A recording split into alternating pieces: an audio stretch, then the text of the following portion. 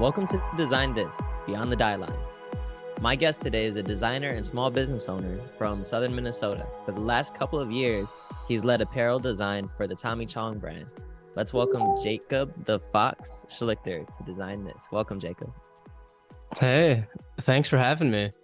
So my first question's got to be the obvious one. How'd you get the nickname the Fox? Okay, so that's a funny one. People always think like the fox is like my favorite animal. It's something way more sillier than that. I'm not sure if you're familiar with Super Smash Bros., but Yeah. the character I main is Fox. And I have to admit, I'm not too good with him, but he was my favorite character and he got me out of some tough situations, I should say. So that's where that came from. I, I don't main Fox anymore now that they dropped Steve from Minecraft, but Jacob the Steve just doesn't have the same ring to it. No, the Fox sounds way cooler. For sure. I think everybody probably every young boy probably has like a great, Super Smash Bros. Story. Yeah.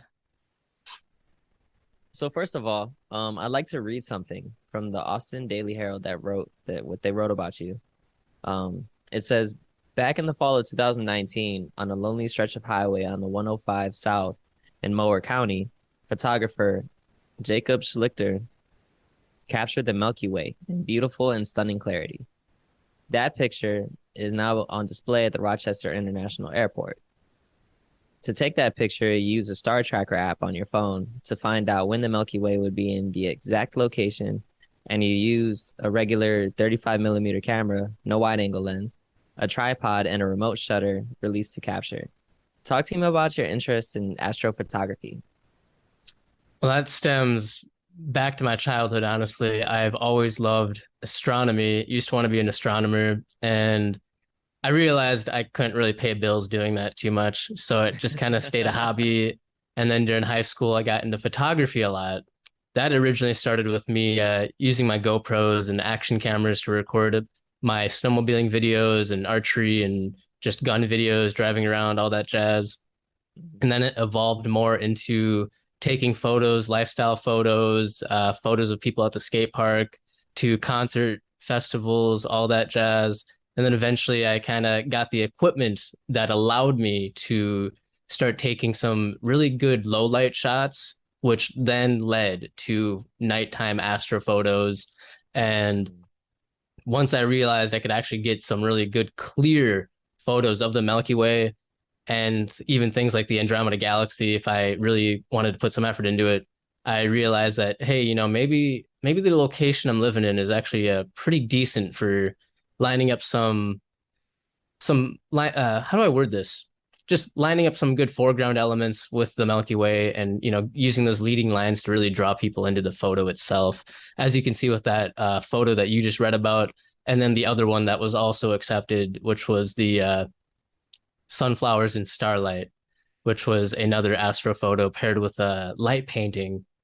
So that hobby's been just a love of mine for my entire life. I used to be in like Science Olympiad. I don't know if you're familiar with that.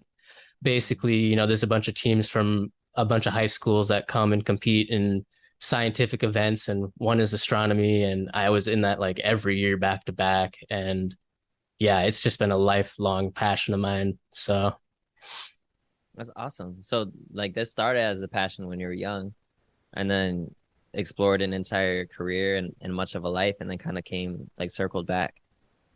yeah.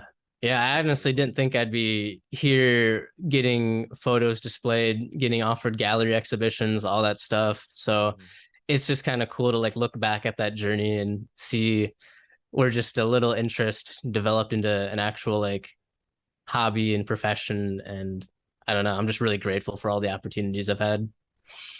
Yeah, no, that sounds incredible and awesome. Like I love, just scrolling through Instagram and sometimes every now and then I pop up and see a beautiful like photo or video from some of the guys that are like photographing space with like telescopic lenses and things like that. But it seems like you've been doing it, um, and it doesn't.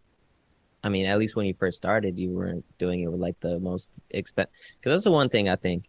A lot of people think themselves out of doing something because they feel like the hurdle's too high or the barrier's too, strong, or, they don't want to get started because they don't have the right equipment or they don't have the right experience or they don't know the right people. But Yeah. it seems like you didn't let that stop you, which is really cool. I had a really unique upbringing. As a minor, I was actually living in my own home all throughout high school, like no parents, nothing.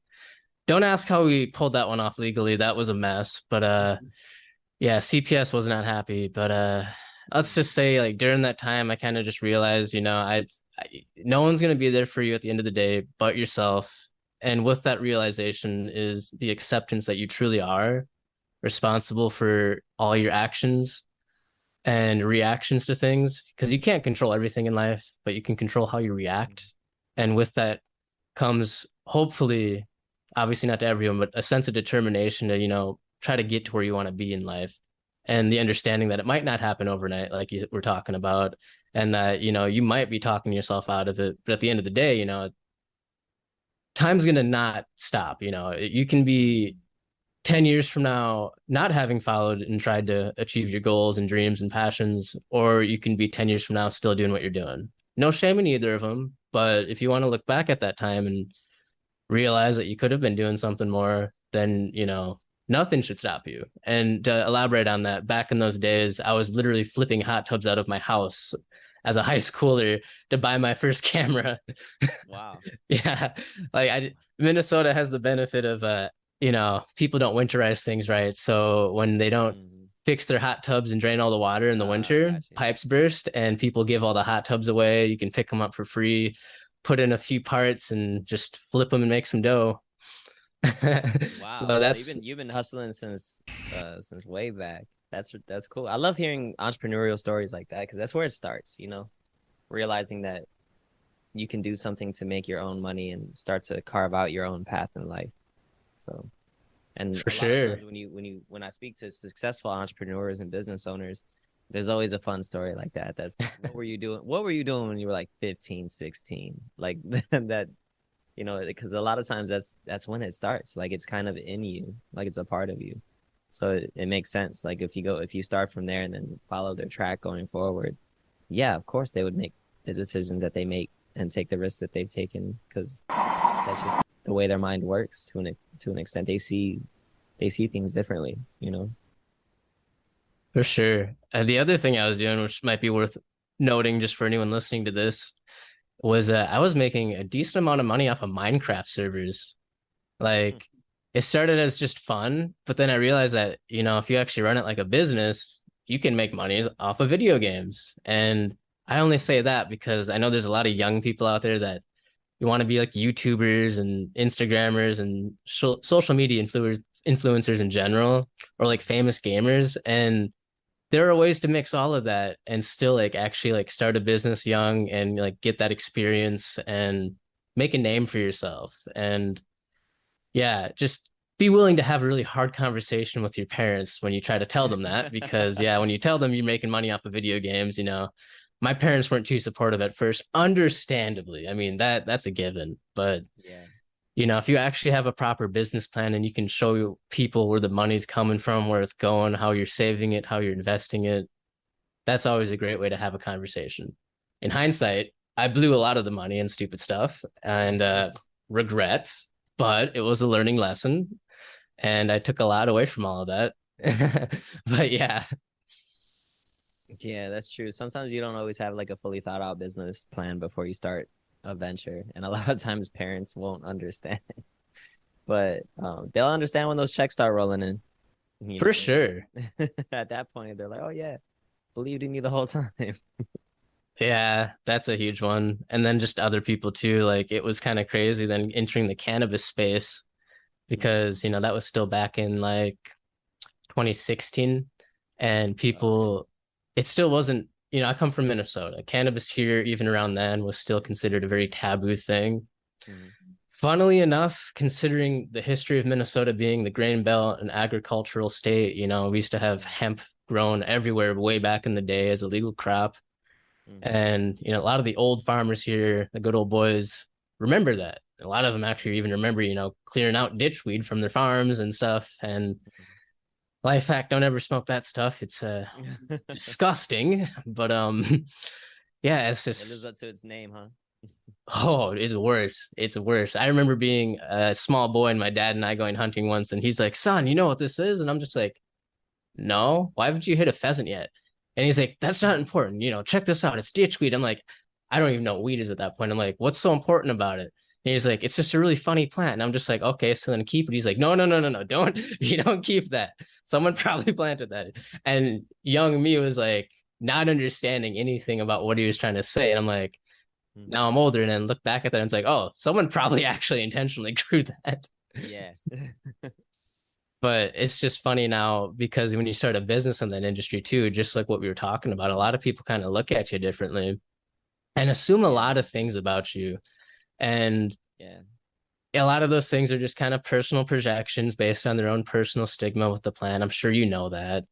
But Mhm. it's just really interesting how those opinions change once, like you just said, the checks start rolling in Mhm. and you start making a name for yourself and just running a business. And people are like, you know what? Maybe cannabis isn't all that bad. Yeah, right. All of a sudden.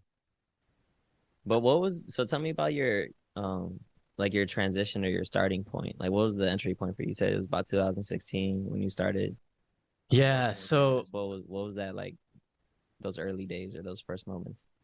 so a little background about that too, just to show you how stark of a transition this was, is in high school, I was actually very anti cannabis.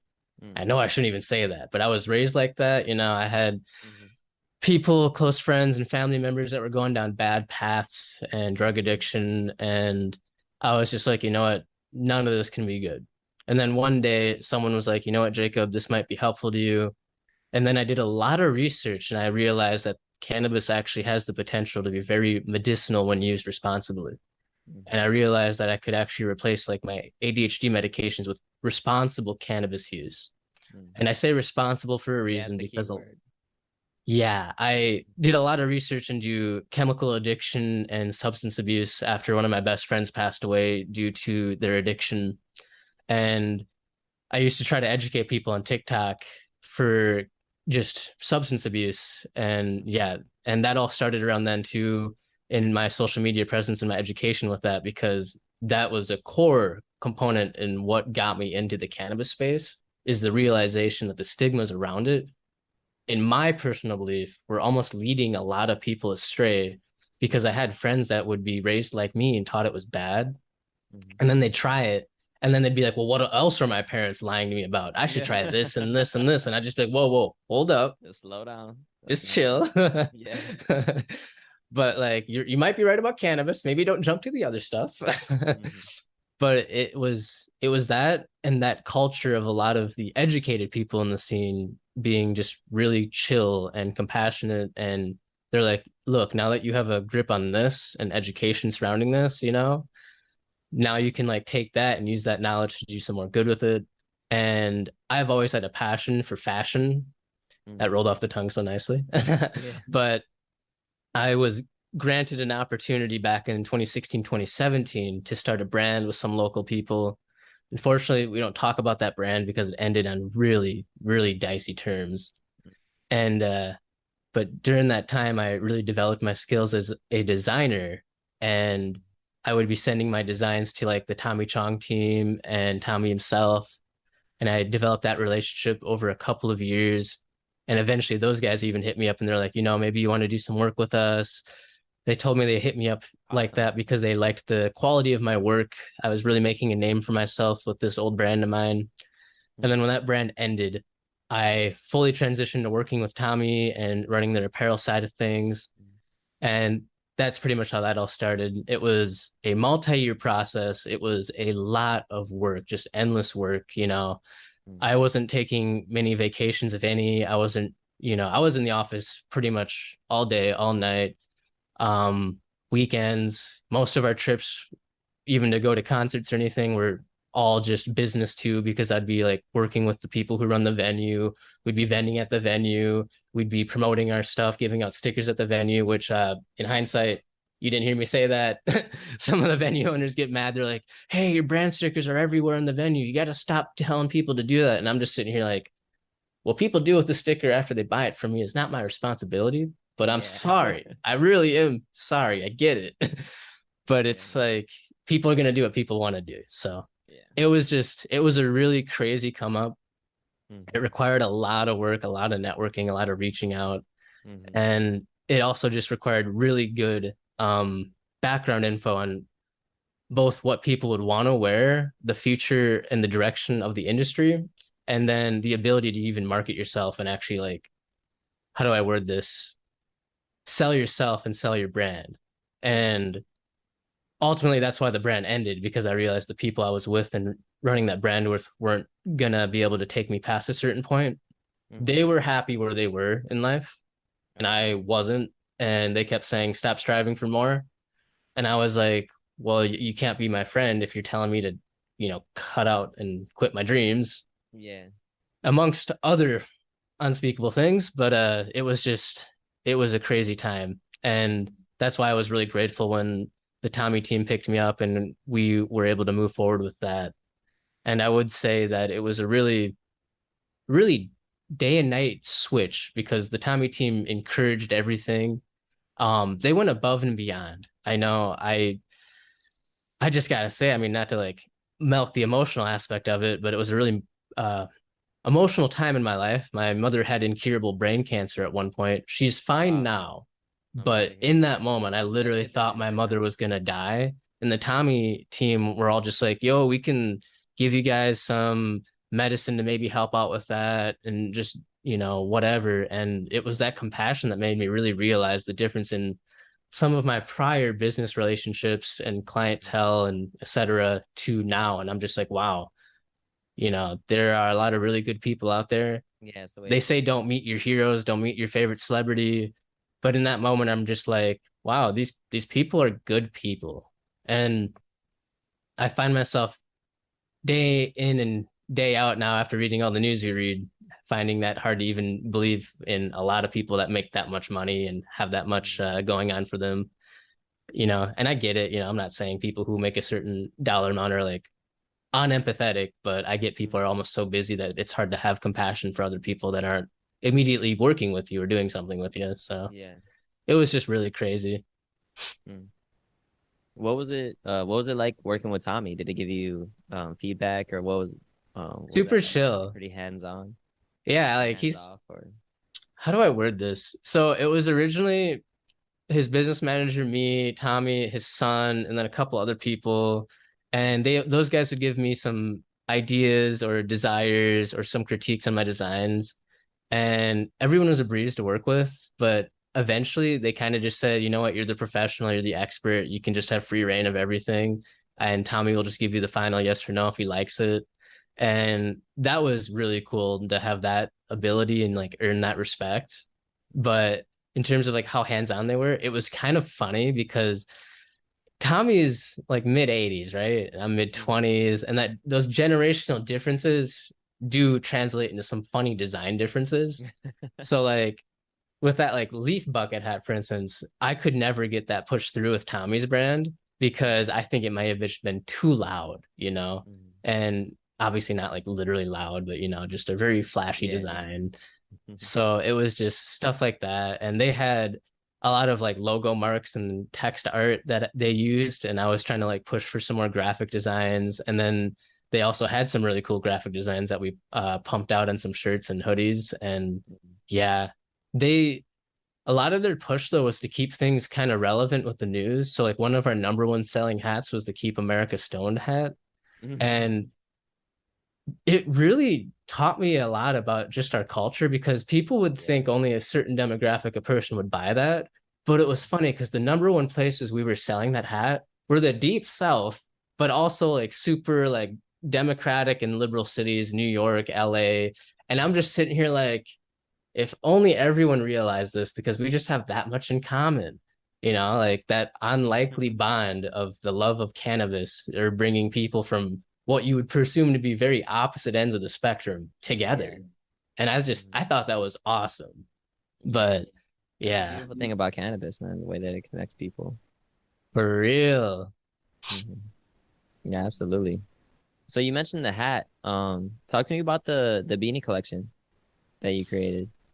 Oh, geez. The beanie collection that was a lot of work. So remember how I said it took us a couple of years of solid work just to like get that position working with Tommy? Hmm. It's funny to think about that because then it still took another couple of years before we even got one design out the door and ready to sell. Wow. And those beanies were some of the first designs. And it was an obvious thing for me knowing Tommy's heritage coming out of Canada and, me being in Minnesota. So we needed a good old toque, as he calls them. Hmm. And yeah, my favorite one was that potted plant one. And then the two blunt beanie. I don't know if you saw that one, the green cuff ribbed. And yeah, the process behind those was basically how can I make something that would maybe catch someone's eye in passing without being Hmm. too loud. You know, Gotcha. nothing against anyone else, but I don't necessarily like having a bunch of weed leaves on everything if Yeah. it's super obvious, Right. because I still want to be able to like, and maybe my family might cringe at this one, but I'd love to be able to go to a meeting and then like my family Christmas and then still be able to wear the same outfit and not have Hmm. people look at it and be like, you know what, maybe that doesn't fit here. Hmm. And that's kind of the niche I was trying to hit with that is a more professional stoner vibe, if that even makes sense. I know that might sound like Yeah, a something really a little big bit more subtle. contradiction. Yeah. Hmm. So that's where I was going. I know I kind of missed the mark with the two blunt beanie. That one's obviously in your face, but I tried to give it a little depth and make it a little bit something that you probably have never seen before because I don't see many marrow patches kind of break their own borders like that, if that makes sense. Yeah. But yeah. And then some of the other beanies are just a lot more basic. Like the Nug beanie is just me using a woven label and a little icon of a weed nug on it, just for Hmm. people who might want something a little bit more blatant. Yeah. Yeah. You gotta kind of like go on either side of the spectrum. Exactly. You got to hit all the marks, really find something for everyone, make something for everyone. And I that's so hard. Like I could not even stress that. I have a pretty large focus group of people I send my designs to before they like get anywhere in terms of production, before I even start sewing stuff. And it's really, really common for me to like present my group of people like maybe six different designs and then have the group of people split evenly voted between all six. Hmm.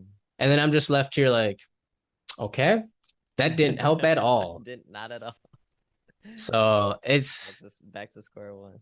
yeah, seriously. And then it's either just do I refine one of these or redefine all of them and refine them into a way that maybe combines all their elements into one? Do I keep them all separate? I mean, the process itself is it can be very long. So some of Hmm. these designs, like my leaf hat here that's sitting to my side here, is that took years.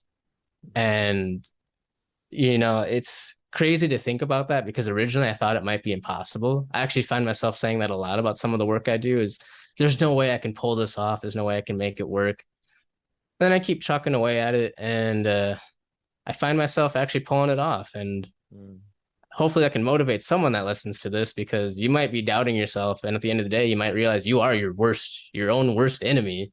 Hmm. And then you also have to realize you also might be your number one cheerleader if you can really drive home that motivating factor for you and figure out what that is. Because yeah, like I don't know, like I'm just happy about this thing. As simple as it looks, it's 140 different hand applied leaves, and the leaves are all designed by me. They're all woven labels, all that stuff, laser cut even, just so they have the nice edges. And I mean, it's just crazy because Yeah, I've had people beautiful be like, work. "Oh, that's such a simple hat. I can go get a hot glue gun too." It's like, well, if it's so simple, one, I'm glad I could make all that work look easy. That's a compliment. Hmm. But two, weird how no one else has done it yet. Yeah, exactly. Yeah, and hopefully people listening, they appreciate the time and effort and craft that it takes to come out with some of this stuff. I mean, I haven't heard you say anything that, took less than a year to bring to market. And it really does take that much time and dedication, and especially for our young people, just paying attention to some of the things that you use and wear, and some things that you see out there, and just like the people and the work and the resources that went behind bringing that to life. For real. Sometimes it's worth a little bit of research. If you see something you like, dig into it, find out who designed it, and see if you might be able to read an article or watch a YouTube video or something to inform yourself a little bit more about the process, because a lot of times the process goes underappreciated. Folks can learn Yeah. a lot from it. And don't ever be afraid to just reach out to people and ask questions too. There are Mm, so many people that are literal walking dictionaries and encyclopedias that are more than willing to help you. And, like I just, how do they say this? It takes a village to raise a king type stuff. Like everyone around you's got something that you could learn about, that you could learn absolutely. from.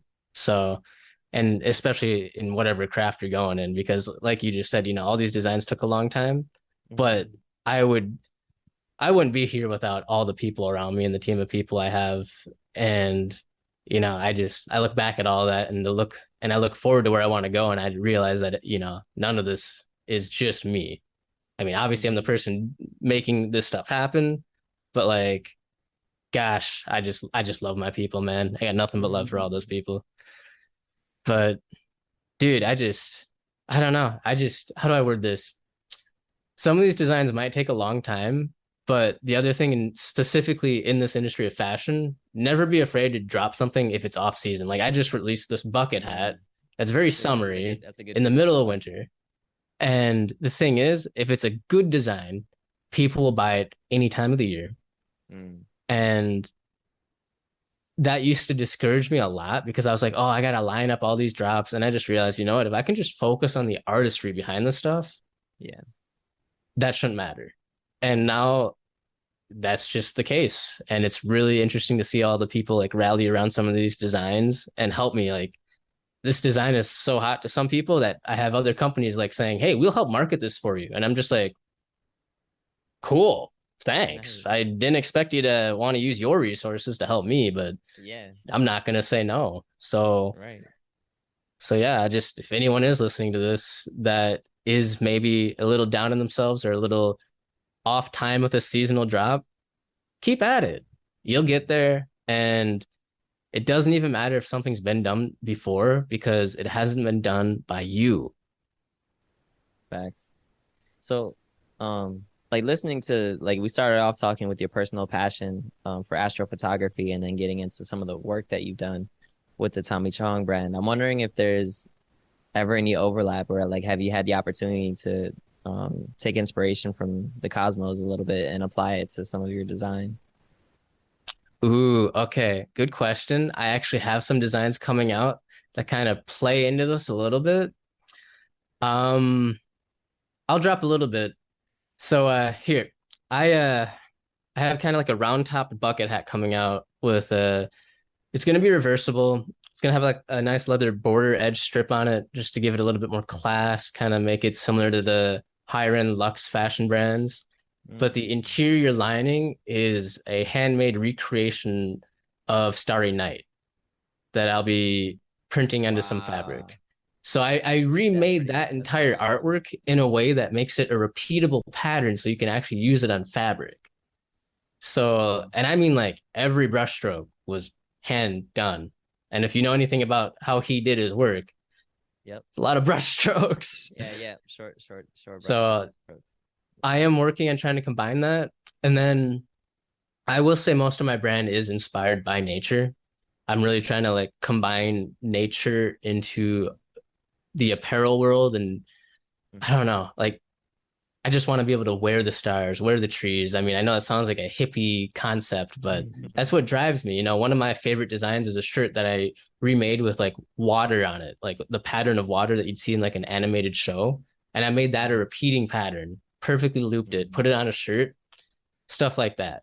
But onto the Astro aspect, I'm working on a mohair beanie as well right now.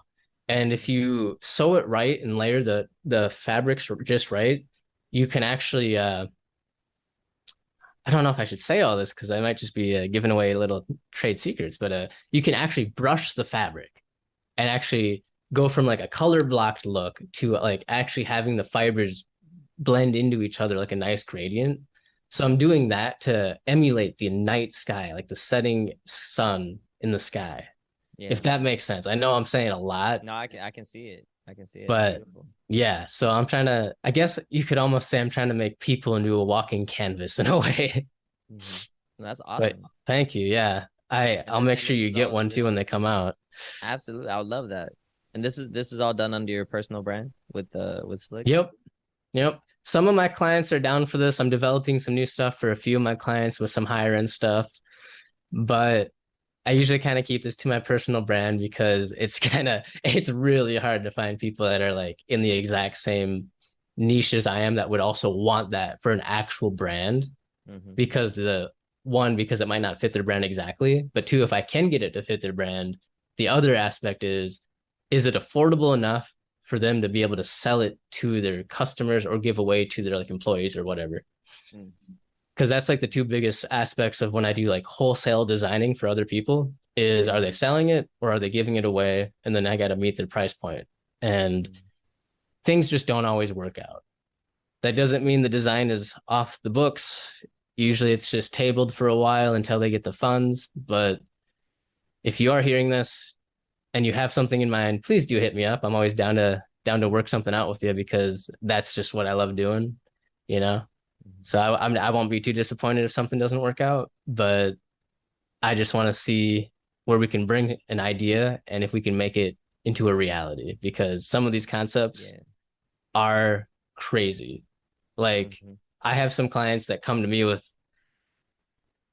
there's no other way to say it, an impossible task and they hit me with the well we need it in like 2 weeks and I'm just like okay, Yeah. Oh, always. first of all, give me at least 2 months. Second Hmm. of all, have mercy. Because that's such a repeated thing in my industry is those deadlines. But once the client works that out with me and we get that under wraps, we can start working on some cool stuff. Like how do I word this? I did a really cool design recently for Minnesota marijuana, for instance. I'm not sure if you're familiar with that group. They're a large marijuana advocacy group in Minnesota. They host a lot of events.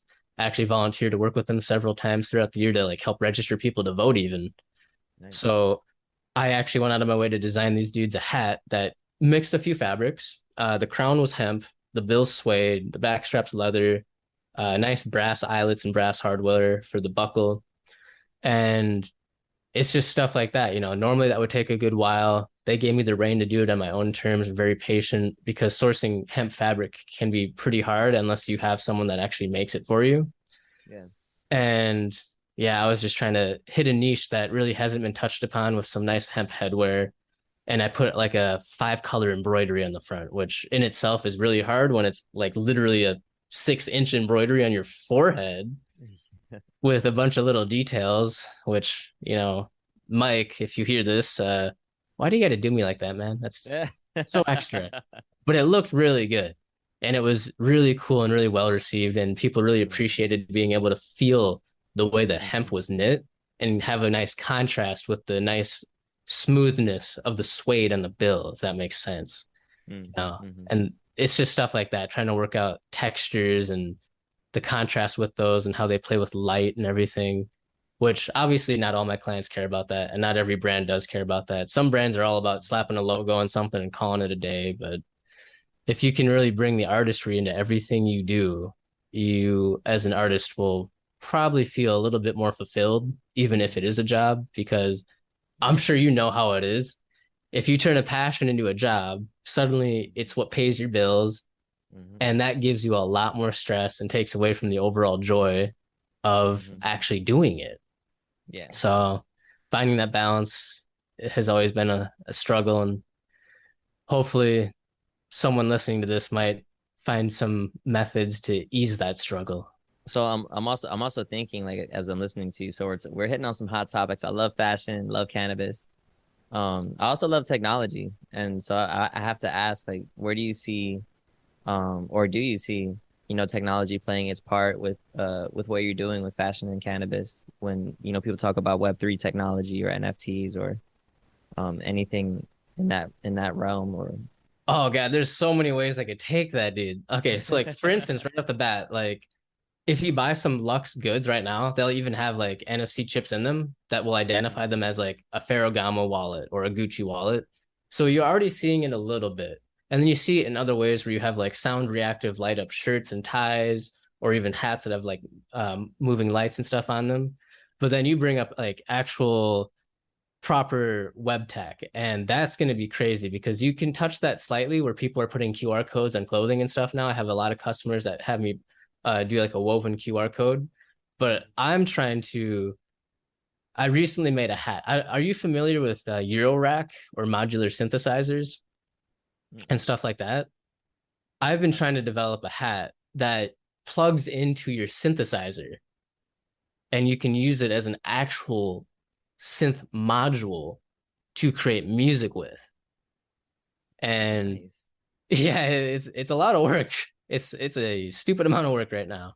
But we've got some prototypes made and the direction is there. It's just finding the right direction to actually make the module. Like, what do I want it to do? Do I just want it to be a filter?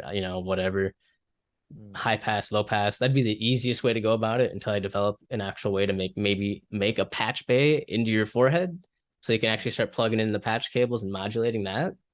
But that's the direction I'm kind of going with right now in terms of like getting into Web3 or maybe even like doing like NFTs or stuff Yeah, with which like is a cool merch. direction because then you're starting to incorporate music, which is a whole nother level of creativity. For real. And I want to incorporate play into like some of the stuff I do, if that makes sense. Like I want Absolutely. I want people to like release their inner child when they like wear my apparel or looking at my site and really kind of just feel that youthful connection because I mean I truly deep down feel like once you let that part of yourself die, Mm. you're you're probably not enjoying life too much. Not to like assume people's positions, but a world It's without it's a play it's a would be a fair it's a very fair assumption. yeah, dude, for real. And yeah, I don't know. I have talked with some of my clients about like maybe doing like NFT style merch drops, like where if you buy this NFT, you'll get this piece of apparel, Mm. or you'll maybe like a permanent discount code at the store if you're the holder of the NFT, Mm. stuff like that. I would love to incorporate more of like NFC chips, not NFT, but like the actual near field Yeah. chip, Hmm. and maybe make it so that like you could like have your uh QR code that maybe links to your business website in your sleeve or something. So you always have like a business card per se on you. Hmm. Or maybe if you lose a hat or something, you can always have it scanned and it will pop up with your name and address. Something simple like that. Yeah. I have other designs that I can't really speak about because my clients would get really mad that I just dropped some info that someone might steal from us. Yeah. But we might have to circle back around and talk about those at a later date because there are some things I'm working on with like Hennessy sound systems, for instance, HSD Mm. sound systems. They are a really cool event sound system maker supplier. I'm not really sure what the right word is, but they have hit me up with some really unique requests for apparel that's both fashionable but functional for the production crew for like events at your favorite festival or whatever. And Mm. hopefully with that we can drop some stuff that hasn't ever been seen before and will actually like help a whole decent group of people in an entirely different field that I'm not even familiar with, which is Yeah. the production crew aspect. Mm. But I'm sorry, I know I can't answer your question too much because I can't No, talk it's about okay. it, but It's all I'll right. We'll, keep we'll you just have to in. wait and see. We'll just have Yeah, to wait man, I'll and keep see. you in the loop for sure. So what's the best way for anyone that's listening to keep up with you or the projects that you're working on or Follow me on Insta. My brand is at Get Slicks or at Jacob the Fox for me personally. My website, jacobthefox.com, getslicks.com. Everything's on those. Um, and if you want to work with me too, you can contact me. I almost always give out people my personal email and personal number as long as you're not like abusing it. So Mhm. please don't sign me up for something silly like cat facts every day or something, like I'll miss me with that. But I am always open to cold calls and cold emails. And if people always have any sort of questions for me too, I'm always trying to help people if I can, where I can. So yeah. Super dope. Well, I can truly say that it's been a pleasure having you on Design This, Jacob, and thank you for sharing your stories and all of your inspiration and the really cool creative projects that you've done and that you're working on. It's all super exciting. Hell yeah, man. Thank you. It was great to be here. It was great meeting you. And hopefully we can do this again sometime. Absolutely. Until then, you can download episodes of Design This, Beyond the Dieline. Look for all of our episodes by going to cannabisradio.com or subscribe to the show on Apple Podcasts, Amazon, Spotify, and iHeartRadio. Until next time, always think beyond the dieline.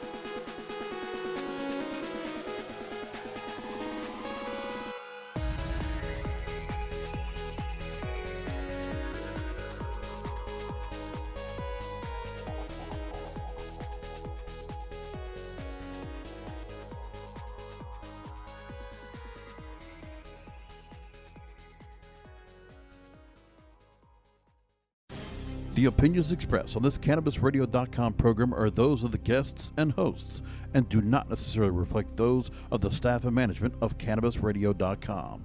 Any rebroadcast, republication, or retransmission of this program without proper consent is prohibited.